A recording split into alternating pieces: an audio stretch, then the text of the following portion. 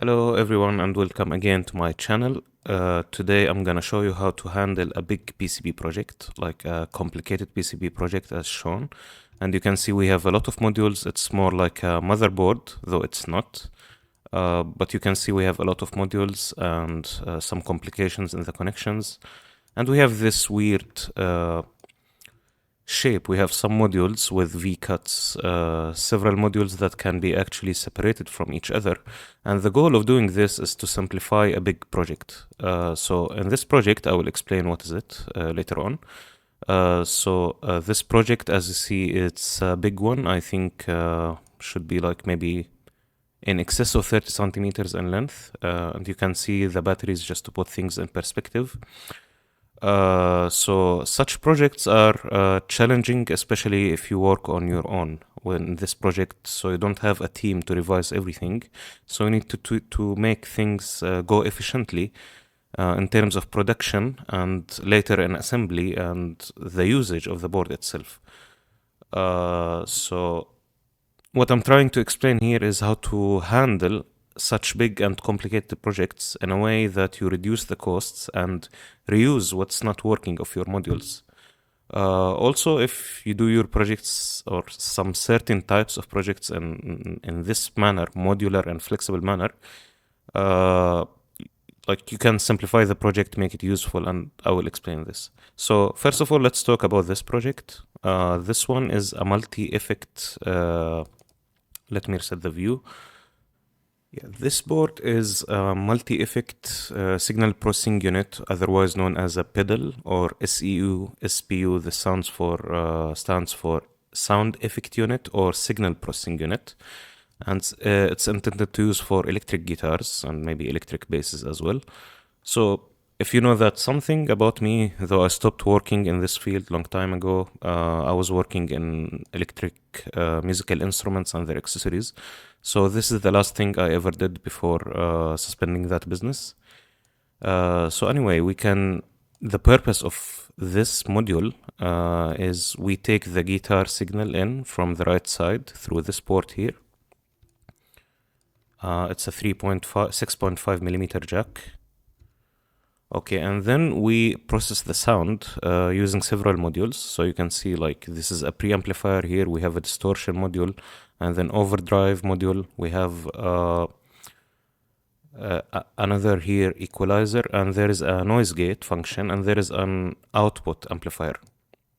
And you can see inside each of the four basic modules here, we distortion, overdrive again, equalizer, noise gate, and we also have like some copy of this preamplifier inside. So we have amplification after each stage of these to control the sound. And then we have the output here on the left. This outputs to the amplifier, so sound gets in, gets processed, and then gets out. Now, this is a little bit of a wild component for those who are not familiar with musical instruments. We call this a foot switch. And this one basically bypasses the module in effect or activates it. So it's like 3 poles, dual throw.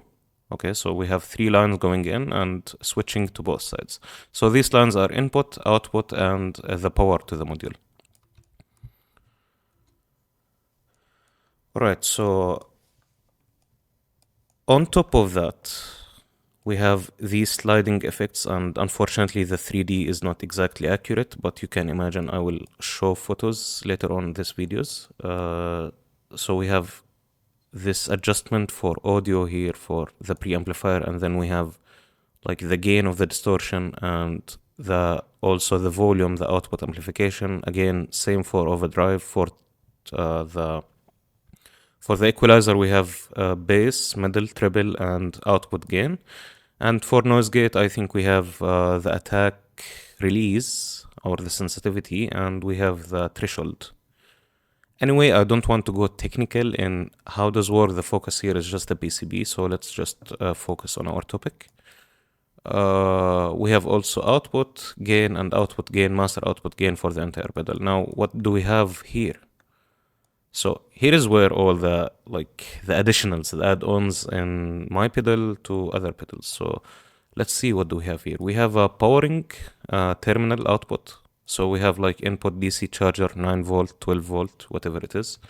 We have USB port. Again, the 3D is not exactly good. And we have a power selector here to select which method is valid. We are supposed to have these three 18650 lithium batteries. And also I'm not going to talk in details into powering, but we have like rechargeable powering method here, and we have you can see here we have a power converter. I think it was a buck boost or boost, something like this.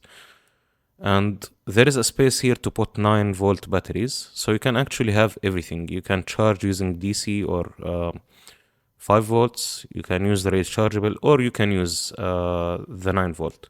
Now, why this is complication? You might say it's complication. Yes, it is, but each one has an advantage and disadvantage. So the internal batteries have the most capacity, but they will generate some noise because of the switching converter. So some people would just prefer to use 9 volt, though they have less capacity. And you can plug in and everything. So pretty much it's more like a development project, so we have everything. Again, after here, this module is a switching power converter. It's relevant to charging method. And we have here some regulator, like just power regulation. It's 9 volt, 5 volt. And we have here two sound modules. They are analyzers. One of them, actually signal analyzer modules.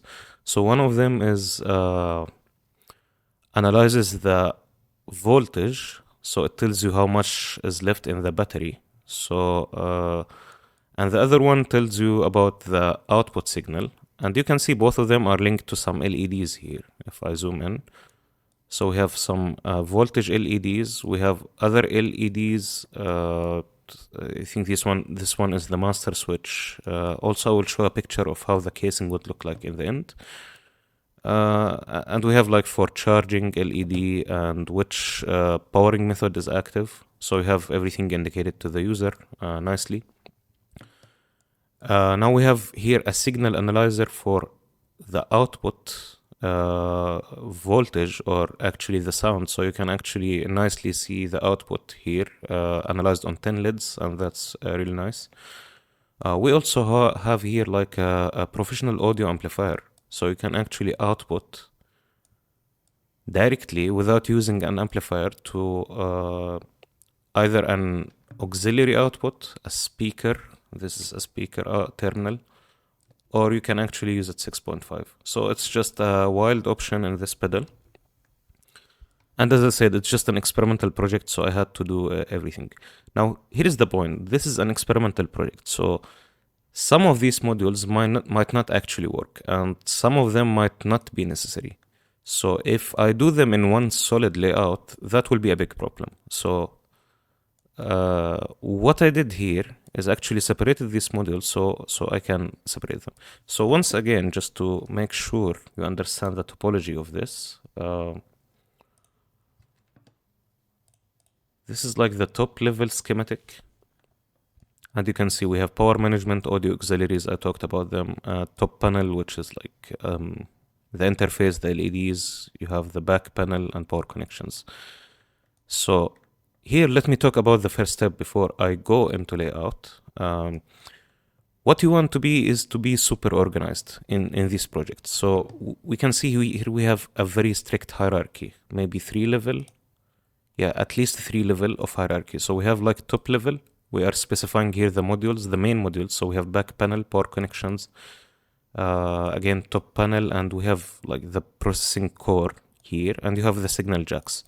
So first of all, top level, you can see all of these things. And as you can see, I'm that kind of person who's like really organized in terms of nets and buses and everything. So you can see signal in, signal out.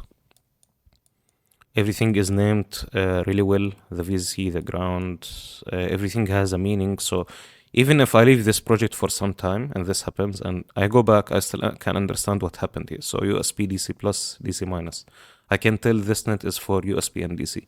So first step is to actually name your nets correctly so you don't forget everything. So speaker, headset, mixed line, everything is nicely specified. Now, if I go one level lower, okay, so any of these modules, let's go, for example, for I/O connectors. So you can see the signal jack 1, signal jack 2. Again, there is a lower module. Okay, and now we can see we have this header here, and we have like a regular 2-pin 2.54 millimeter header. And this is for like testing. It's like a test point, a probe, and I will show it on board. But let me just go to the big picture first of all. So we have same here, power management 1 level. Now we have like load converter, internal batteries, charging converter, I talked about all of these, and voltage analyzer. So if you do everything in hierarchy, if you have like this module, it's not working or you need to replace it, you don't have to mess up this entire design. You can just go into this and modify everything inside. So if I go to voltage analyzer, you can see that's the sub-circuit, that's the lowest level, it's the circuit level, and you can see here is the analyzer, also very well organized, so everything is known where it's going. And you can go all the way to anything you want. These are just examples. For example, let's take a good example for the processing cores.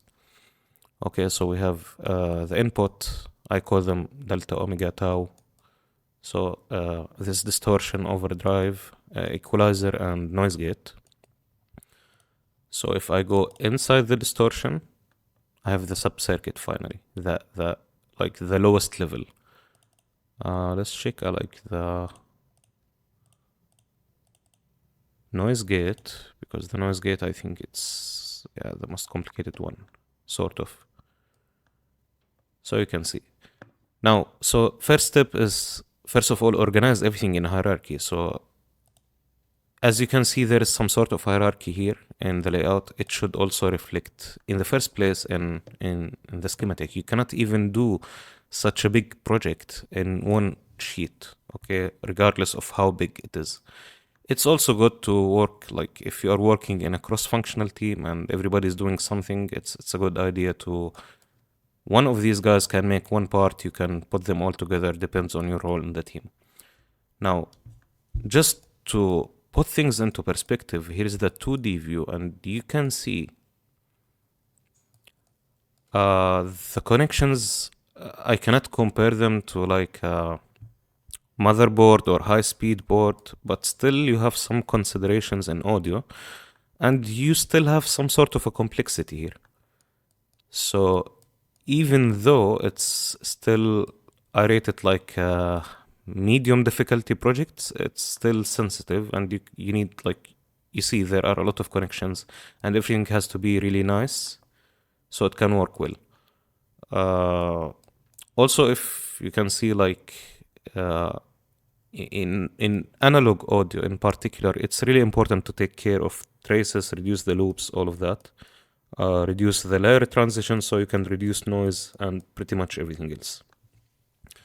So let's talk about the connection. So first part, as I said, like, organize your project and know how to make it hierarchical and organize it in several layers if it's a big one. Now, here is the weird thing I do in my projects. So here is the gist of this video actually on how to make it connectable. So we have 3 means of connection. So having explained the functionality of this board, you can see, let's trace the input. So the input goes, let me try, this one. So the input goes through this port, and you can see this is the master signal in, okay? So if you remember, I have put like a header here. It's like a test point. So I can actually connect something to this header, oscilloscope for example, and take readings while I'm testing the pedal. Okay, so that's a good thing. Okay, that's a good practice. If you are experimenting with your board, it's a good idea to put like testing points, clear testing points, so you can use them. Again, this will not increase the size or the cost of your PCB, because if you don't need it, you just don't install the header and that's it. You're paying for this entire area in fabrication, so it doesn't matter. Now signal goes in through this amplifier, and again we have another testing point. Okay, it goes to the amplifier, and then you see here is the weird connection I did here. Now you will be wondering, what are these guys? Why do you have these breakpoints? Okay, so let's take these two modules for example. So we have input amplifier, and we have the slider that connects to it. Okay, so how many connections do you think there are?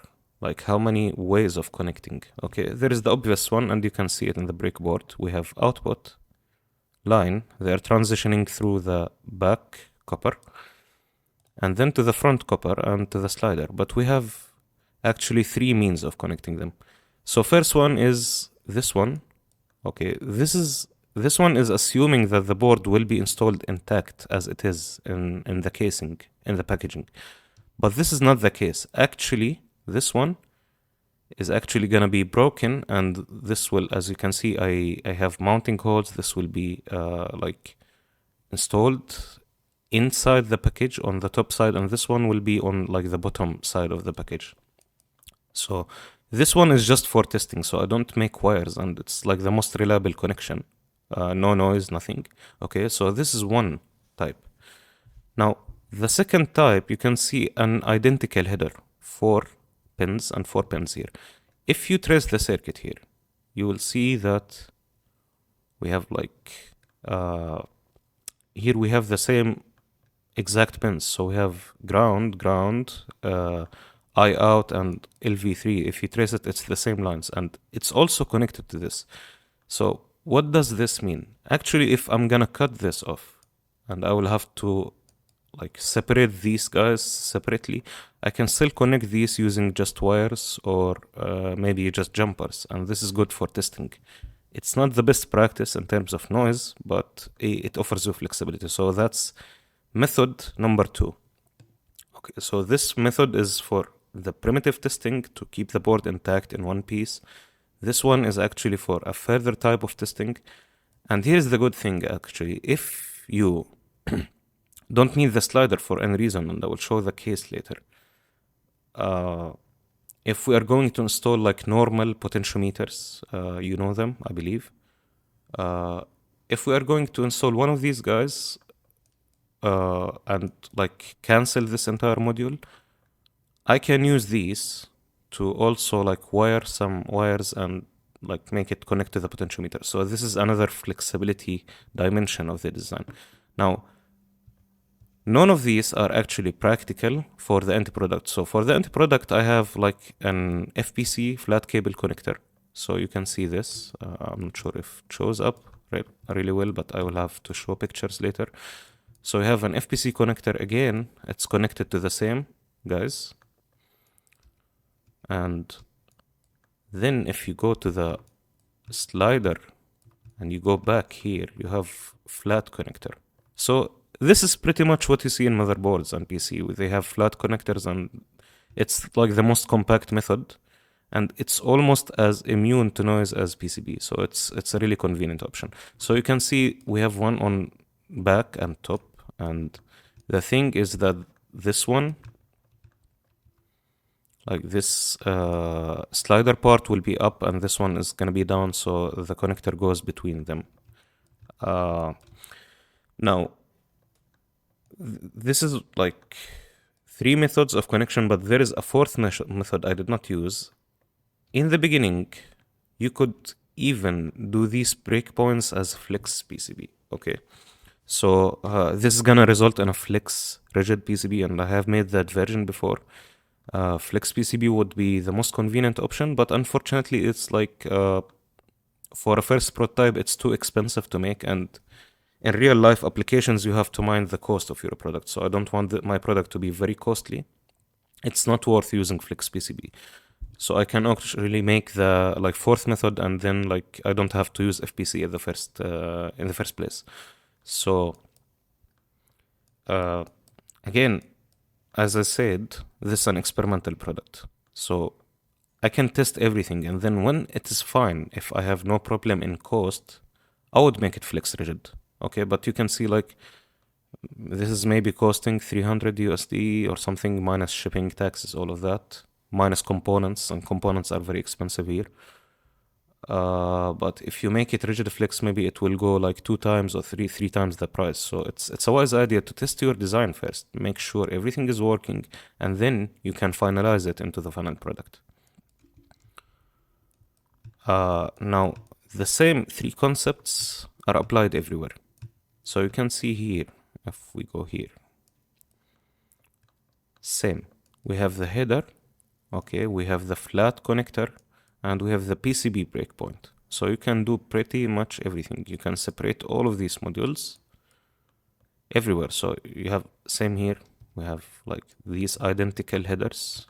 Let me show them. So same header, flat connector, both of them, flat connector, header, and pretty much for everything. And except power, of course, because I don't think it's a good idea to pass power through flat. Same thing, you can see the flats here, and you can see the headers here, and you can see all of the test points I was talking about, and same thing for even the switches. That's important because the switches are usually mounted like they are very separate from the other circuit. So usually they are mounted in some weird way, and then everything attaches. So this will offer you the maximum flexibility. And actually I have used this. Once I got the board and I assembled it, yeah, naturally some modules weren't working correctly. So I could, for example, separate this little module, the preamplifier, and just test it on its own, and it actually worked. So now I know this module is working perfectly. I don't need to fix anything here. Now I move and test the other modules separately, and then I connect them together.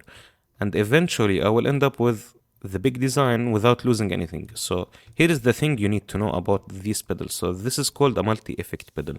So we have multi-effect, but is a single effect valid? Yes, you can make a distortion pedal just out of this section, and you can actually make a whole product. So why to lose your entire board, your entire development budget just for this project? So here is the point. If one of these modules is not working, I can reuse any of these, and again I can test it separately. So yeah, this is the main idea of this weird way of developing a board, but I hope this justifies it. And as you can see, it's not a common practice, but I have just developed this practice on my own, and I would love to hear your opinion about it. And let me know if you have like similar boards, if you are facing such problems with simplifying your PCBs, something like this. And that's it. I hope you have enjoyed this video, and looking forward to give you another video soon.